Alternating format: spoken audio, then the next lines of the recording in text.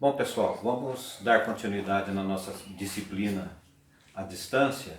Hoje o tópico que nós vamos abordar é tanques para piscicultura.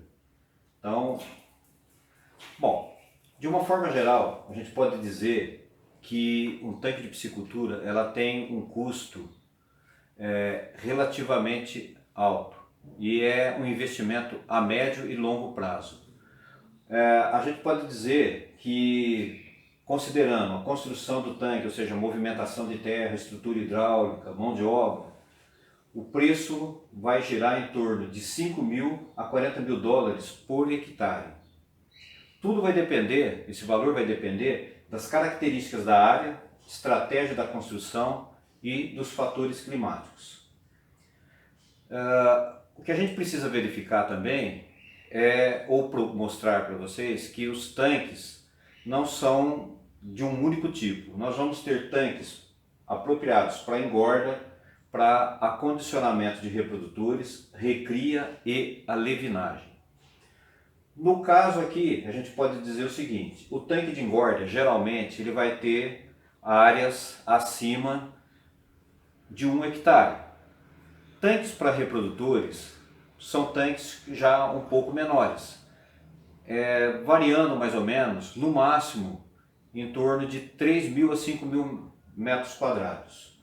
O tanque de recria, a gente vai colocar assim, também não é um tanque que seria muito com grandes áreas. Ele gira em torno de 2 mil a 3 mil metros quadrados. E o tanque de alevinagem são tanques pequenos. Esses tanques vão, no máximo, a gente vai trabalhar com 400 metros quadrados. Todos eles vão apresentar profundidade, ou seja, coluna de água, de aproximadamente 1,5 metro ou um pouco mais, com exceção do tanque de alevinagem, que na parte de reprodução a gente vai ver mais detalhadamente. Esse tanque ele vai girar em torno, sua profundidade, em torno de 1 metro. O tanque de recria é um tanque que a gente utiliza basicamente para fazer o quê? Uma modalidade de criação que poucos produtores se utilizam. Eles colocam os alevinos no tanque de recria e, passando 2, 3 meses, o que eles fazem? Eles repicam esses animais em outros tanques, ou seja, eles colocam uma densidade populacional um pouco mais alta. Então, aí vai fazendo essa divisão, vamos dizer assim. Bom, pessoal, o próximo tópico aqui é a gente falar da escolha do local para que a gente possa construir os viveiros ou os tanques. Existem 3 fatores fundamentais: fatores socioeconômicos e jurídicos, fatores climáticos e fatores ambientais. Os fatores socioeconômicos e jurídicos, o que a gente precisa colocar para vocês? Eu preciso de mão de obra especializada, tanto técnico na elaboração do projeto, quanto pessoas que vão trabalhar na área de serviço, o trabalhador braçal. Ele precisa conhecer ou saber como construir os viveiros. Outra coisa fundamental é o hábito alimentar da região. Eu preciso verificar o seguinte: o local onde eu vou instalar minha piscicultura, eu tenho demanda para peixe ou para uma determinada variedade ou espécie de peixe. Eu preciso também verificar se eu tenho materiais e equipamentos de construção no local. Tipo, se eu vou construir um tanque, um projeto de piscicultura em São Paulo, em Minas Gerais, no Rio Grande do Sul, no Paraná, eu tenho acesso com facilidade a materiais e aos equipamentos, maquinário, tubos de PVC, eu tenho tudo. Por outro lado, se eu vou fazer uma construção numa área onde eu tenho uma abundância de água, terra barata, como é na região amazônica, o que acontece? Lá eu vou ter dificuldade para isso aqui. Por quê? As distâncias, muitas vezes, podem inviabilizar o projeto pelo custo. Imagina eu ter que pegar uma máquina para fazer serviço de terraplanagem, colocar essa máquina numa barcaça e fazer ela chegar até a minha propriedade se deslocando no rio por 300, às vezes 200, 300 quilômetros. Isso pode acontecer. Outra coisa importante é o acesso à minha propriedade, aonde eu vou pôr o meu projeto. Eu tenho acesso fácil, não precisa ser estrada asfaltada, mas a estrada, mesmo ela sendo de estrada de terra batida, ela não pode ficar precária em períodos de chuva. Se ficar precária, o que vai acontecer? Eu não consigo tirar a minha produção e também não consigo levar o que eu preciso para lá. Outro detalhe importante que pode inviabilizar ou viabilizar, a proximidade de mercados consumidores. Quanto mais próximo do meu mercado consumidor, melhor é o meu resultado financeiro. É um dos fatores que contribui. E quando a gente fala em licença ambiental, pessoal, construir tanque não é simplesmente ter a vontade de ir lá e construir. Eu preciso obter licença ambiental. Por quê? Porque eu estou modificando a paisagem de uma região. Eu estou pegando uma área, que é uma área, por exemplo, de pastagem, uma área que havia uma outra cultura, e eu transformo aquilo numa área alagada. Eu estou modificando um ecossistema. Então, eu preciso ter exatamente a licença ambiental. Eu preciso consultar o órgão ambiental, inclusive para verificar se a área onde eu estou realizando ou estou pensando em realizar o projeto, ela não é uma área de preservação ambiental, tipo uma área de várzea. Não é simplesmente, já tenho aqui água, eu tenho a área aqui que é fácil, esse terreno aqui é impróprio para agricultura, então eu vou instalar aqui uma piscicultura. A área de várzea é a área de preservação ambiental. O segundo fator importante ou relevante na construção de tanques ou viveiros são os fatores climáticos. Temperatura. Pessoal, temperatura não é fator limitante para a piscicultura. A gente vai ter que fazer o quê? Vai ter que verificar a temperatura no local. De que forma? Eu vou consultar uma estação ou um posto meteorológico onde eu vou obter com o maior tempo possível, lapso de tempo possível, tipo nos últimos 100 anos, 120 anos, ou seja, o que tiver lá, qual foi a maior e a menor temperatura registrada na região. Com esses dados em mãos, eu vou verificar o seguinte: eu posso ou não criar uma determinada espécie de peixe. Tá? Então, o que a gente pode pensar basicamente? Se eu tenho como objetivo instalar uma piscicultura numa região de clima temperado, temperaturas mais baixas, eu não vou colocar lá peixe de clima tropical. Eu vou colocar, por exemplo, a truta. Numa região de clima mais quente, eu vou trabalhar com peixe de clima tropical. Não tem como eu criar a truta ali. Então, a temperatura ela não é fator limitante. Horas de exposição ao sol. Por que isso é importante? Se eu trabalhar numa área onde eu tenho muita incidência de horas de sombra, o que vai acontecer? O sol ele é importante para quê? Para levar energia térmica para a água, para manter a estratificação térmica, por exemplo. A luminosidade do sol é importante para quê? Atividade fotossintética. Tá? Então eu preciso escolher bem essa área, principalmente se eu estou falando que eu estou trabalhando com peixe de clima tropical. É peixe de clima temperado, são trutas? Então não há problema de eu trabalhar numa região onde eu tenho a área com bastante sombreamento. Precipitação, chuva.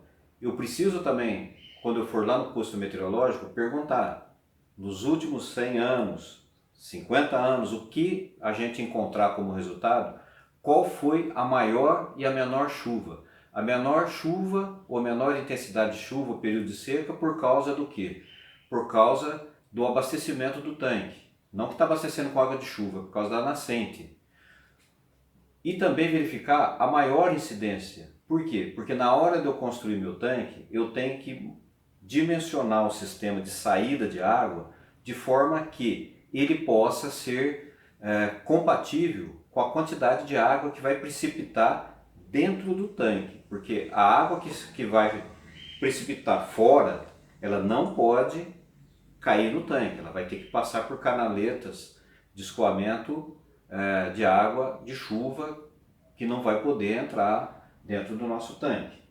E está associado com o processo de inundação. Se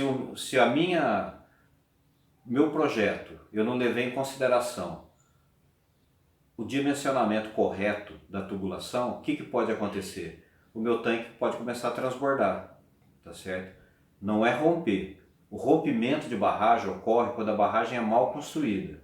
Nós estamos falando aqui em inundação, a água passar por cima da barragem porque a tubulação não foi compatível.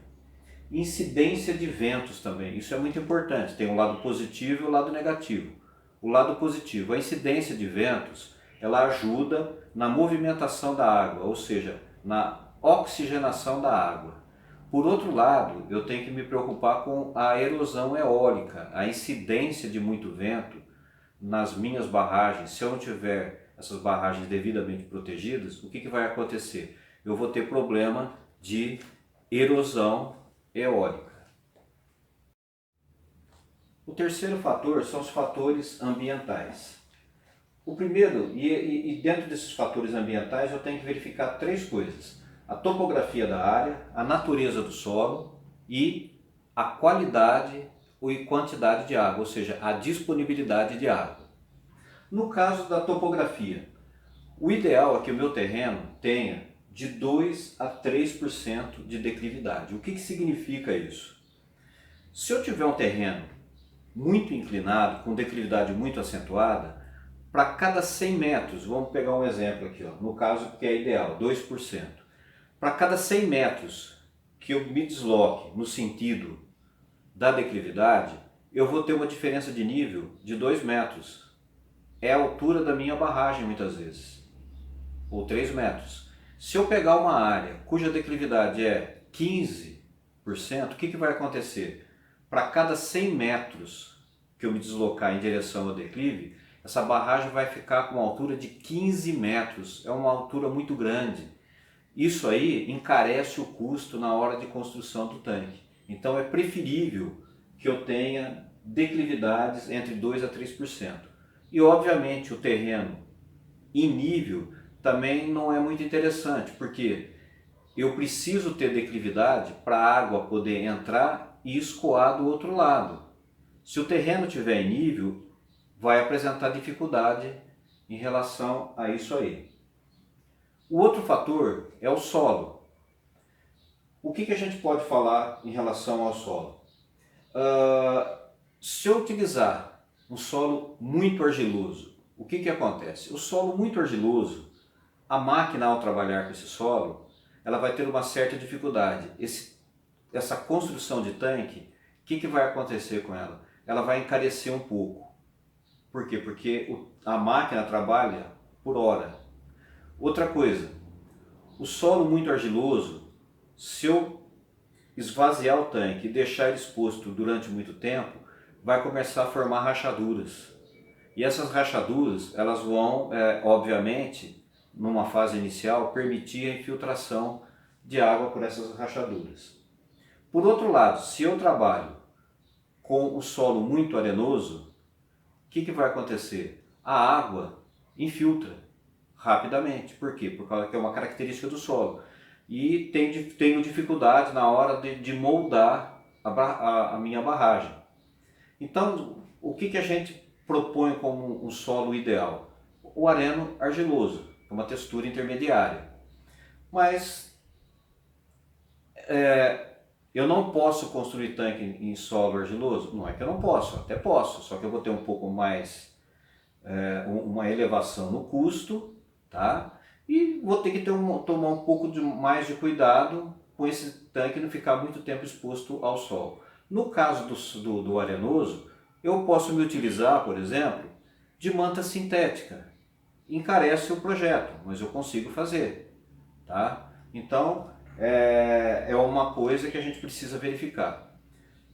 Como que eu determino o tipo de solo que eu tenho? Eu tenho que fazer um trabalho de tradagens. O que é tradagem? Eu vou com um equipamento que chama trado, que ele é uma estrutura metálica que tem na ponta uma rosca e um braço giratório em cima. o que eu faço? Eu posso coletar e vou coletar a amostra em diferentes profundidades. Zero, começo no topo, ali 10 centímetros, 20 centímetros, vou a 50, 60, até chegar a 2 metros. E aí eu verifico nessa profundidade de solo se eu tenho ou o que eu tenho, porque muitas vezes eu tenho um solo muito bom nos primeiros 50 centímetros e posso ter um solo com muita pedregosidade. Aí o projeto vai inviabilizar, tá certo? Geralmente o que a gente recomenda é que eu tenha um solo com 60% a 80% de areia, de 30% a 15% de argila e o restante de silt. Eu tenho um solo bom para se trabalhar. Tá? Solos com menos de 12% de argila e silt se transformam em impróprios, a não ser que eu utilize, né, a manta sintética para impedir a infiltração. Muito cascalho, muita areia também inviabiliza. O cascalho e a pedregosidade vão dificultar o trabalho de mecanização. Tá? Uma coisa que o pessoal costuma fazer quando escolhe a área é fazer o chamado teste de infiltração. O que é o teste de infiltração? O meu tanque vai ter 2 metros de profundidade. Eu abro um buraco de formato quadrado, né, eu abro um buraco no solo de 2 metros de profundidade e começo a jogar água, sem compactar, eu começo a jogar água e começo a verificar o seguinte: quanto que ele vai infiltrar por determinado tempo.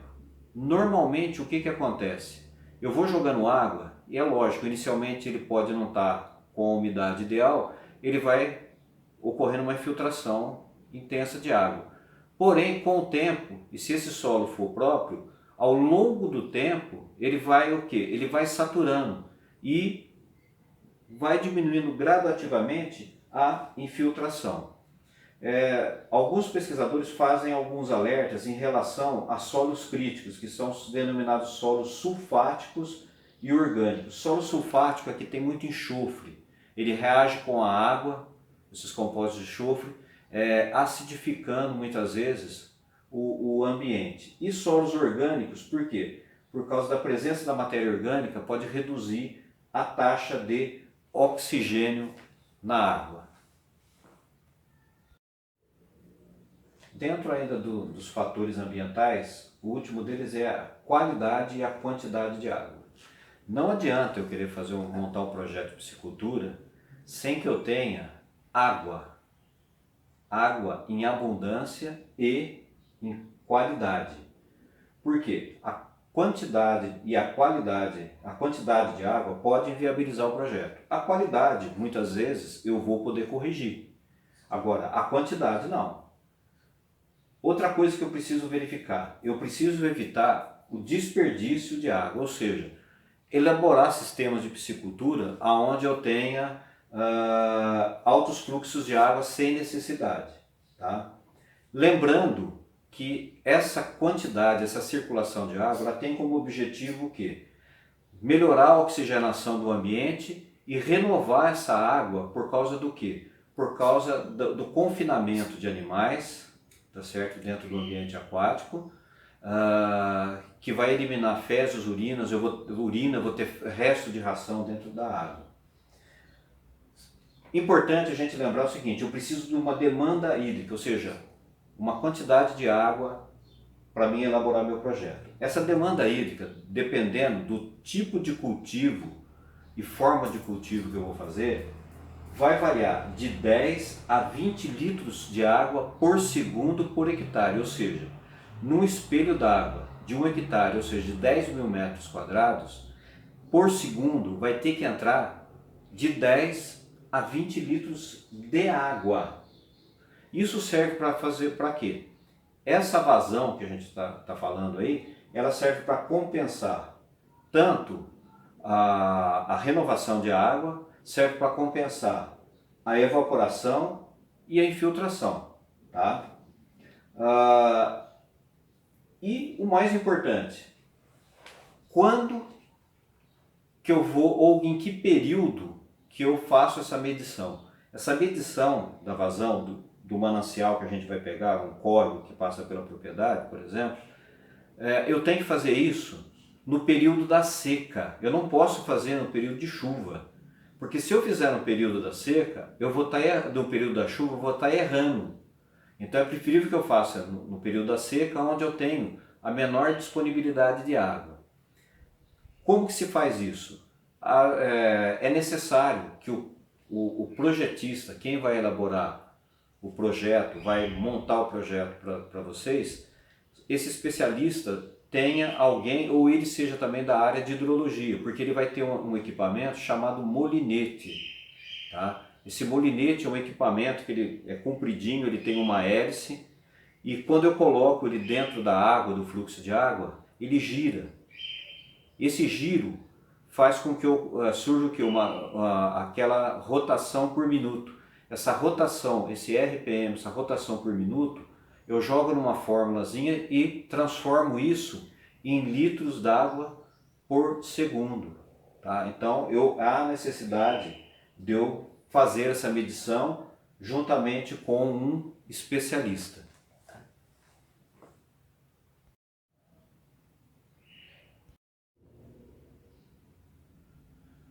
Bom, pessoal, dando continuidade aqui, nós vamos falar das características gerais que os tanques devem apresentar. Primeira delas, alimentação e escoamento independentes. O que significa isso? A água que vai sair de um tanque não pode abastecer outro, principalmente porque se eu tiver uma doença em um tanque, no primeiro tanque, vai se propagar para os demais. Então, o sistema de alimentação não pode ser coletivo, ou seja, sair de um e abastecer outro, tem que ser independente. Outra coisa, o meu tanque tem que apresentar um fundo natural, fundo de terra. Por quê? Porque eu preciso da atividade biológica, da transformação de matéria orgânica, de elementos nitrogenados como amônia, para fazer o quê? Para ocorrer reciclagem dentro do tanque. Ela só ocorre perfeitamente quando o fundo é natural, fundo de terra. Profundidade média. Meu tanque tem que ter uma profundidade de 1,5 m de coluna de água. Para quê? Para que eu tenha aquilo que nós já sabemos, estratificação térmica. Com 1,5 m de coluna de água, de profundidade de água, eu tenho estratificação térmica. O que é estratificação? Diferentes camadas de temperatura que o ambiente de água vai apresentar, sendo que no fundo a temperatura sempre é mais constante. Fundo inclinado. Da entrada de água para a saída para o sistema de escoamento, eu preciso ter de 2 a 3% para que ocorra o quê? Um escoamento perfeito da água, retirada no momento de drenar o tanque. Sistema de valetas. Muitos não constroem, mas são sistemas que facilitam o deslocamento dessa água. Essas valetas são construídas na lateral e no centro. Caixa de refúgio também é opcional. Lá na saída do tanque, eu construo uma caixa com o nível mais abaixo do tanque, onde eu vou assentar a tubulação de escoamento. Ali, o peixe vai se abrigar quando eu estiver fazendo o esvaziamento total do meu tanque. Sistema de comporte é sistema de retirada de água. Temos que lembrar que um tanque de piscicultura, para ele ficar eficiente na qualidade de água, ele tem que retirar a água do fundo, a água tem que sair por baixo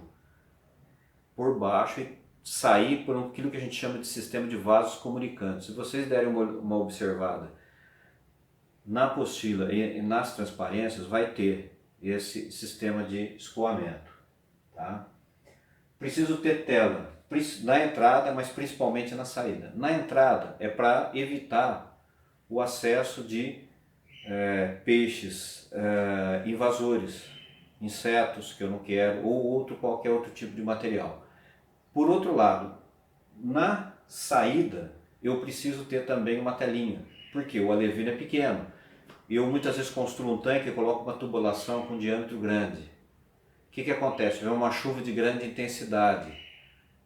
Às vezes o animal está nadando por perto ali, nas proximidades do sistema de escoamento. E aí o que acontece? Ele pode ser arrastado e sair do tanque e atingir o ambiente natural, como um lago abaixo ali, ou o próprio rio. Então eu preciso colocar uma telinha Geralmente o pessoal usa aquela tela assim, que é a tela de peneira de café, para poder evitar a fuga dos animais.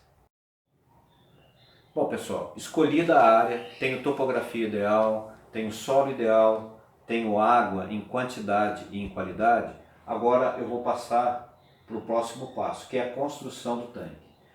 Dentro da construção do tanque, da elaboração do meu projeto, a primeira coisa que a gente vai verificar é o chamado design.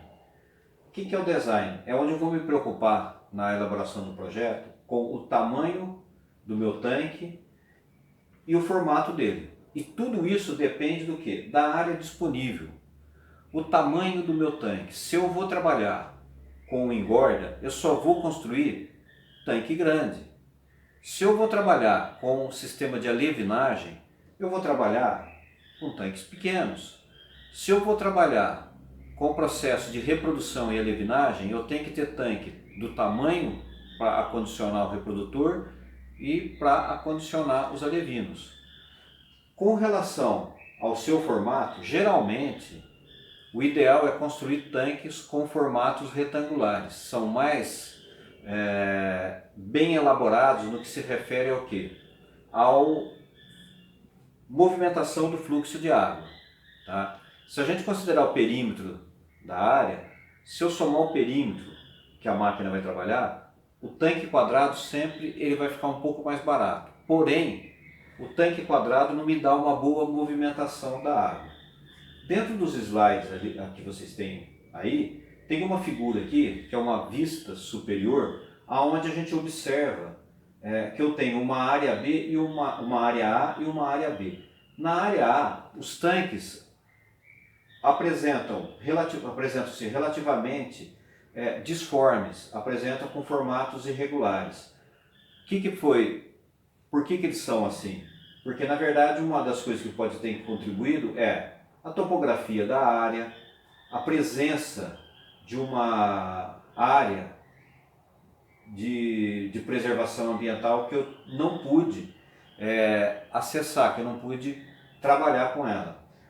No caso do projeto B, todos os tanques se apresentam, todos eles com formatos e tamanhos iguais. Mas isso aqui depende muito da sorte da área que você vai encontrar, tá certo? Outra coisa, o tamanho do meu projeto depende do quê? Do recurso que eu tenho para implementar. Por que quando eu trabalho com engorda eu construo um tanque grande? Porque o tanque grande de 1 hectare, para mim construir um tanque de 1 hectare, eu gasto X. Se eu pegar essa mesma área de 1 hectare e dividir esses tanques em 4 tanques de 2.500 metros quadrados, o que vai acontecer? Eles ficam mais fácil para mim trabalhar a execução do manejo, da despesca, do tratamento dos animais. Mas por outro lado, o custo de implantação disso fica mais caro, porque eu vou ter um maior tempo de hora trabalhada para a máquina, tá certo? Mas se eu tenho dinheiro, meu patrão tem dinheiro, ele pode optar por construir tanques menores, vai facilitar o manejo. Restrições ambientais, eu tenho que tomar cuidado para mim não invadir áreas de preservação ambiental. Presença de predadores, isso é uma coisa inevitável, aonde eu vou estar trabalhando com piscicultura. Eu posso ter como predador pássaros, isso é fato, eu posso ter lontra, risco de furto. Se eu trabalho com uma piscicultura bem na beira de uma estrada, de uma rodovia, é certeza que você vai ter problema de furto ali. E até mesmo de vandalismo. Tá? Qual é o objetivo de eu pensar bem no design? Melhor aproveitamento de área e a redução no custo. Quanto mais eu puder aproveitar a área e mais reduzir o custo, por isso que às vezes eu tenho tanque que não é retangular perfeitamente. Ele fica meio, vamos dizer assim, meio que uma extremidade, meio triangular, como a gente pode observar naquelas imagens. Tá? Dimensionamento adequado e melhor locação das estruturas hidráulicas, ou seja, o meu dimensionamento ele vai ser adequado à minha estrutura que eu vou colocar lá a parte hidráulica. Facilidade operacional. Se eu padronizar principalmente largura de tanque, já é uma grande coisa. Por quê? Porque eu vou comprar rede padronizada. O meu tanque tem 20 metros de largura.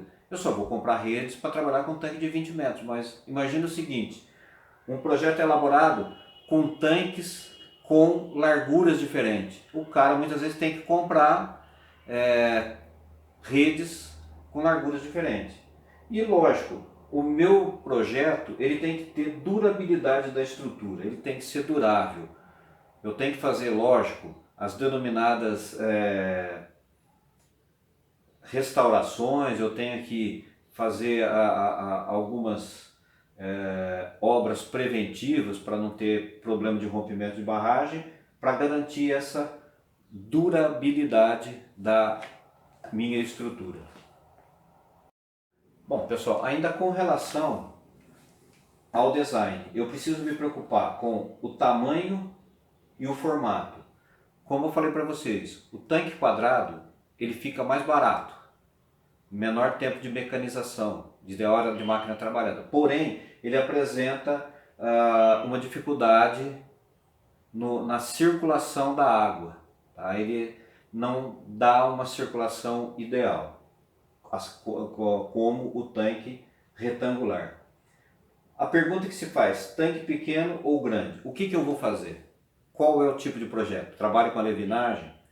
Trabalho com cultivo em biomassa, por exemplo, de tilápia, onde eu tenho ciclos de produção de 3 em 3 meses, eu vou trabalhar com tanque pequeno. Eu vou trabalhar com cultivo convencional, coloco o peixe hoje e tiro daqui a um ano, é tanque grande. Vou trabalhar, por exemplo, na área, lá na região amazônica, vou criar pirarucu. Eu não vou poder construir tanque pequeno, e lá tanque pequeno é 1 hectare. Lá, para criar pirarucu, para criar alguns peixes lá, o tanque tem que ser acima de 5, 6 hectares. Tá? Padronização de larguras. Então eu tenho que padronizar para mim não ter que ficar trabalhando com redes diferentes, larguras diferentes. E o mais importante, evitar viveiros muito largos, porque dificulta a passagem da rede.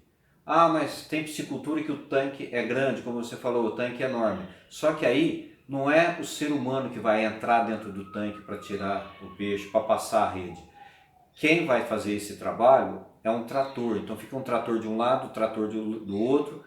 É colocado a rede de arrasto enroscada no trator, do lado de fora, obviamente, os dois tratores.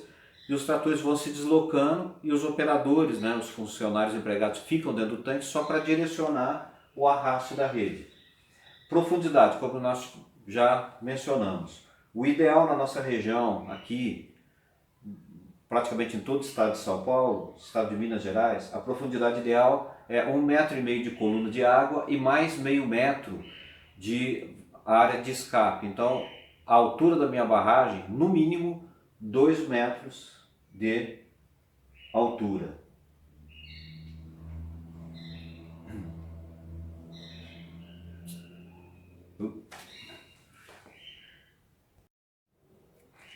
Pessoal, vamos falar um pouquinho agora de uma coisa importante que o tanque apresenta.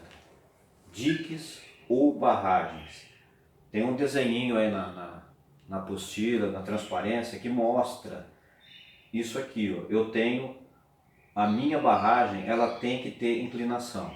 Por quê? Se a minha barragem for um ângulo reto, assim, ó, como uma parede, o que vai acontecer? Eu vou ter problema de rompimento dessa barragem. Vou ter problema, por quê? Porque a água vai entrando em contato com essa superfície em 90 graus e ela promove o quê? Um desprendimento de terra, vai começando a fazer o quê? Vai começando a assorear. E o que vai acontecer? Essa barragem vai se romper. A barragem ela precisa ser inclinada. Quanto mais inclinada ela for, maior é a resistência da barragem. E essa inclinação ela também leva em consideração se o solo é mais argiloso ou mais arenoso. Quanto mais arenoso for o meu solo, mais inclinada a minha barragem precisa ser, porque ela vai ter uma maior durabilidade. Por outro lado, se o meu solo é argiloso, eu posso deixar a minha barragem menos inclinada, tá certo? Então, o que eu posso ter? Eu posso ter barragens com inclinação 1 para 1. O que significa 1 para 1? Para cada 1 metro de altura de barragem, eu vou ter 1 metro para a direita e 1 metro para a esquerda, formando o quê? Formando as minhas inclinações. Se por outro lado eu trabalhar com inclinação 1 para 2, o que significa? Para cada 1 metro que eu tenho de altura de barragem, eu jogo 2 metros para a esquerda e 2 metros para a direita, fazendo com que ela fique mais inclinada. E 1 para 3 também proporcionalmente. Só que essa inclinação e a construção da barragem, ela está atrelada com a largura que eu tenho no topo da barragem. A largura que eu tenho no topo. O ideal é que essa largura que eu tenho no topo, ou seja, aquela parte superior, aquele platô, seja de no mínimo 2 metros. Por quê? 2 metros é o suficiente para que eu tenha deslocamento de veículos de pequeno e médio porte, um trator, uma caminhonete. Tá? Então, para quem não entender, depois me pergunta, eu tento explicar de novo. A minha barragem aqui, ó, o top da barragem, a parte superior, ela tem que ter 2 metros de largura no mínimo, tá? Então isso é muito importante. Quem não entender, depois fala comigo que eu tento explicar isso. Bom pessoal, continuando a nossa parte de construção de tanques, o próximo tópico é a realização do levantamento planetimétrico. Para que a gente possa elaborar o projeto e apresentar no órgão ambiental, eu preciso fazer esse levantamento que é realizado através do quê? Através do pessoal da área de engenharia que vai se utilizar do teodolito. Com o levantamento planimétrico em mãos, é possível eu fazer o quê? Localização e posicionamento dos tanques, estradas, sistemas de abastecimento e o sistema de drenagem do nosso tanque. É possível também eu fazer o cálculo do balanço de volume de terra e removida, que vai ser removida e depositada de um ponto em outro. É o serviço em que vamos dizer assim, a escavação do solo para a construção do nosso tanque. É possível também, através do levantamento planetimétrico, eu localizar as cotas nos fundos do viveiro, onde eu vou colocar as estruturas de dreno e tubulações e respectivos canais. É possível marcar os viveiros e os tanques e as demais instalações de interesse no tanque. E lógico, fazer mapas e croquis. O próximo passo agora, tenho o levantamento planetimétrico, faço o projeto, elaboro esse projeto, apresento no órgão ambiental. Apresentado esse projeto no órgão ambiental e ele autorizando a construção do tanque, aí nós vamos ver agora os passos a serem seguidos na construção de um tanque. Na construção de um tanque, quais são as fases ou as etapas a serem seguidas? A primeira delas é a limpeza da área, que consiste no quê? Na remoção da vegetação, pedras, para que a gente tenha o quê? Uma estrutura bem sólida e bastante durável.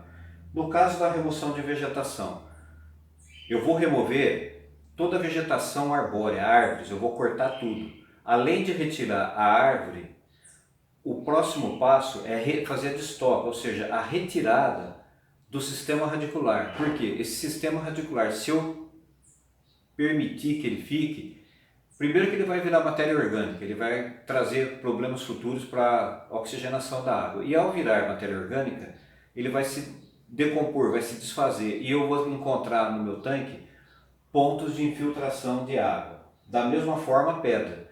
Se eu deixar uma pedra dentro de um tanque, como que eu vou passar a rede? Imagina o cara passando a rede no tanque, encontrando uma pedra que vai ser um obstáculo.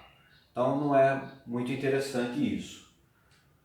Limpeza da área. Feito isso, eu vou fazer o quê? Através do levantamento planetimétrico, através daquela planta, nós vamos localizar os tanques que a gente vai construir. Então eu vou lá com os piquetes e vou demarcando a área.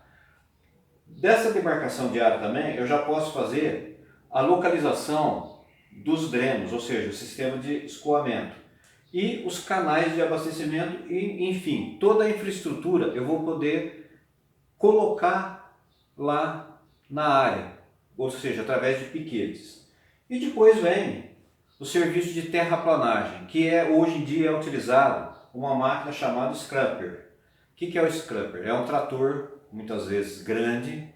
Eu queria que vocês pegassem e dessem uma olhadinha aí na apostila, na transparência, que tem uma imagem dessa máquina. Ela vai fazendo o quê? Conforme o maquinista, o tratorista vai trabalhando com ela, ela tem uma pá na estrutura inferior e ela vai fazendo o quê?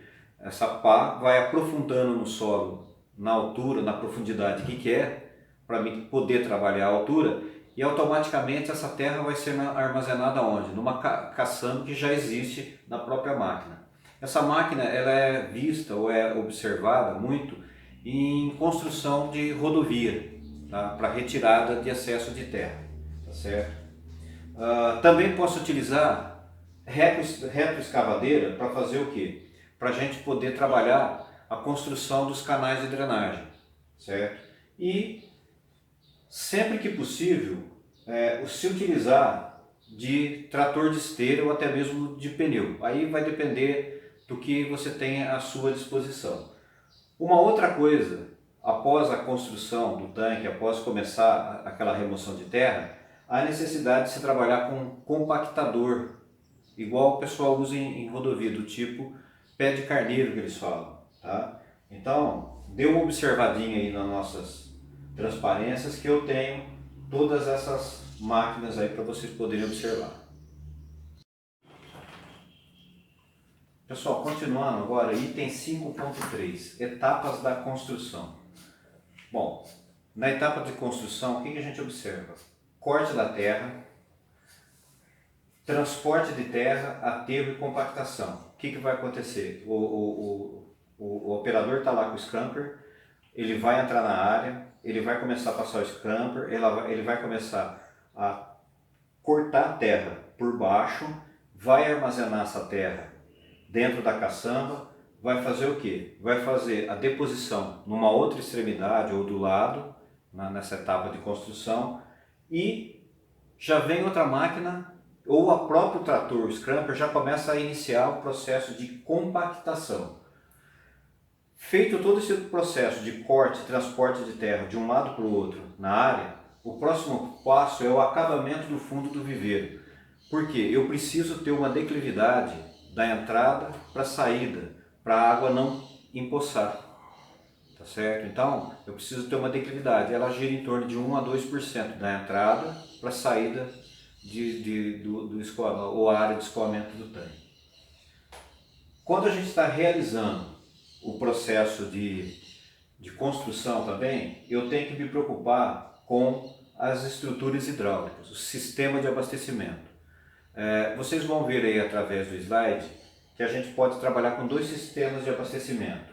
Um sistema de abastecimento que é por canaleta de concreto superficial, na superfície, ou por tubulações subterrâneas. O melhor é aquela canaleta na superfície, porque eu estou controlando e observando o fluxo de água que vai abastecer os tanques. Eu sei que é um pouco difícil vocês visualizarem isso, até porque é uma parte de engenharia que é um pouco complexa. Então eu só vou fazer alguns comentários, vou falar um pouquinho bem superficial disso, porque isso seria interessante se a gente tivesse em aula presencial. Mas não se preocupem que existem alguns aspectos dos tanques que vocês já me ouviram falar e que são os itens ou os tópicos mais importantes. Outra coisa, quando eu vou construir o meu sistema de abastecimento e o sistema de drenagem, ou seja, por onde sai a água do tanque, eles têm que estar em extremidades opostas, a entrada de um lado e a saída de água do outro. Para quê? Para que eu tenha uma melhor circulação da água, tá? Existem técnicos que optam por colocar o sistema de abastecimento muito próximo do sistema de drenagem. Isso aí não permite uma boa circulação de água. O ideal é que se coloque entrada e saída em pontos extremos ou nas extremidades. Outra coisa importante é que, como eu vou captar essa água de um córrego, presume-se que essa água do córrego vai trazer peixes invasores, materiais flutuantes como folhas, fragmentos de galho, e eu não quero isso. Então é interessante eu montar um sistema de filtro. E os sistemas de filtro disponíveis no mercado são bastante diversificados. Na transparência vocês vão verificar aí que a gente tem um sistema de filtro bastante simples. Ele é composto do quê? Composto de uma estrutura de alvenaria, onde eu coloco por cima da alvenaria duas telas formando duas camadas. Uma tela na parte superior com a malha mais grossa e um outro com uma malha mais fina. É um filtro simples, funciona relativamente bem. Porém, o ideal é o sistema de filtro de areia, que é um que eu gostaria que vocês viessem, que é uma estrutura vissem na transparência, é uma estrutura de alvenaria, aonde eu tenho o quê? A água entrando pela parte superior e encontrando um meio filtrante que é a areia. Esse sistema de filtro ele é mais caro do que o anterior, porém ele é muito mais eficiente, tá? Então é um sistema de filtro bastante eficiente, porém tem o seu custo acrescido. Por quê? Porque se você trabalha com alvenaria, você vai trabalhar com tubulação de PVC. Bom, pessoal, um outro item importante no sistema de um tanque, né, na estrutura de um tanque, é o sistema de escoamento de água, ou seja, por onde a água vai sair.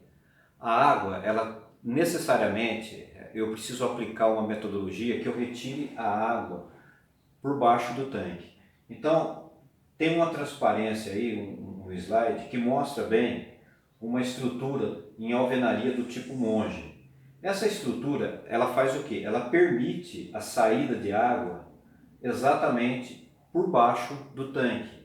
Então a água vem por baixo, tá? Ela encontra um obstáculo, que é uma estrutura móvel ou um braço móvel que eu consigo movimentar na estrutura de concreto. Se eu movimentar essa estrutura, ela permite que eu abra o escoamento no fundo, a água vai passar por baixo e vai embora. Se ela estiver fechada, a água do tanque que está entrando, ela vai fazer o quê? Ela vai entrar, vai encontrar esse obstáculo, vai subir, tá? Atingir o nível ou altura da coluna de água, que é 1,5 m, e vai sair. Então esse sistema de drenagem é o sistema monge. Eu posso fazer outras adaptações, como colocar o tubo de PVC do lado externo, tá? Mas isso aí fica um pouquinho complicado eu tentar explicar. Isso aí eu precisaria estar junto com vocês para demonstrar. Então, essa parte de construção de tanque, a gente mostrou alguns tópicos de relevância e de importância. E eu vou fazer o seguinte, o próximo videozinho eu vou arrematar mencionando os aspectos que vocês não podem esquecer na construção de um tanque.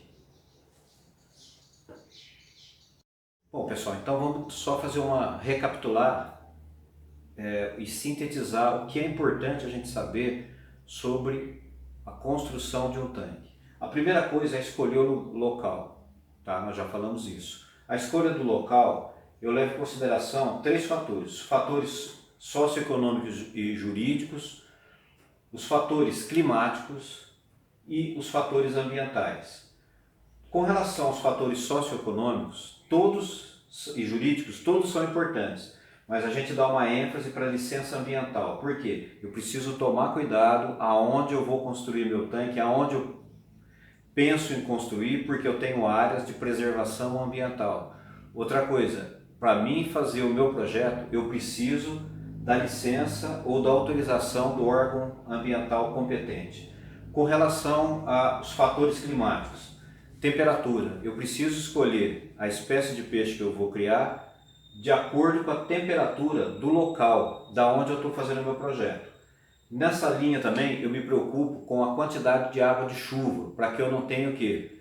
Para que eu não tenha surpresas como transbordamento dos meus tanques em decorrência de chuvas de grande intensidade.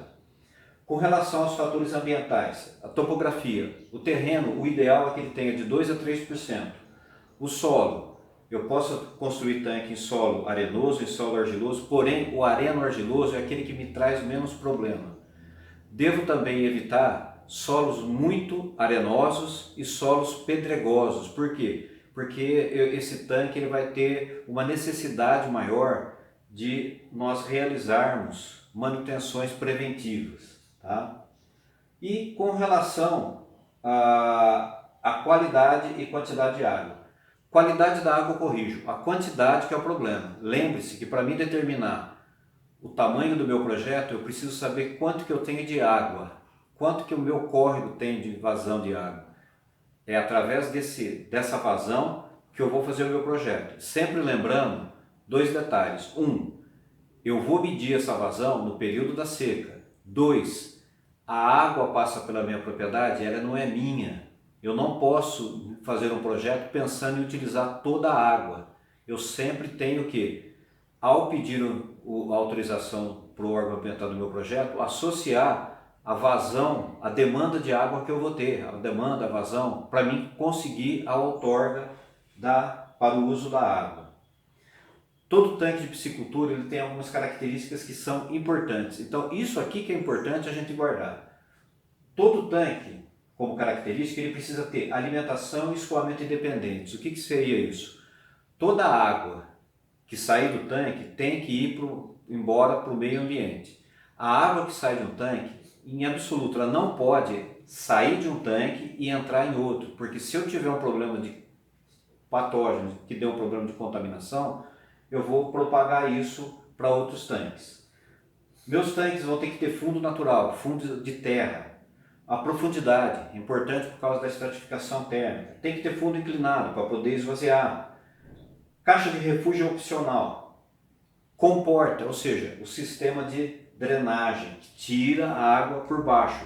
Porque a água de baixo, a água que está no fundo do tanque, é a água de pior qualidade no meio. Na hora de eu construir o tanque, tem aquelas regrinhas, tá? Que nós já falamos. E sempre lembrando que o meu projeto tem que ser bem feito para que eu tenha o quê?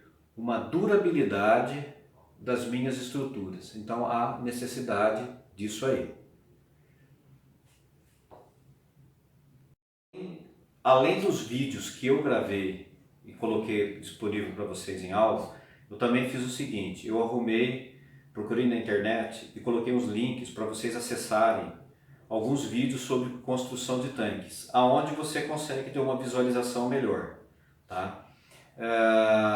E aí você vai ter uma noção um pouquinho melhor daquilo que a gente falou aqui. Não se preocupem com a parte de construção, porque é muito complexo. Isso aí teria que ser realmente presencial para a gente poder conversar. Leia o material. Na medida do possível, eu vou respondendo para vocês, a gente vai trocando informações. Eu acredito que as coisas não sejam difíceis, porque até o meu assistente que está aqui já está ficando expert no assunto, né, Edson? Ele já aprendeu, tá? E ele está só prestando atenção aqui. Ele está prestando atenção porque ele não tem celular para ficar mexendo. Tá bom, pessoal? Então, até a próxima aula.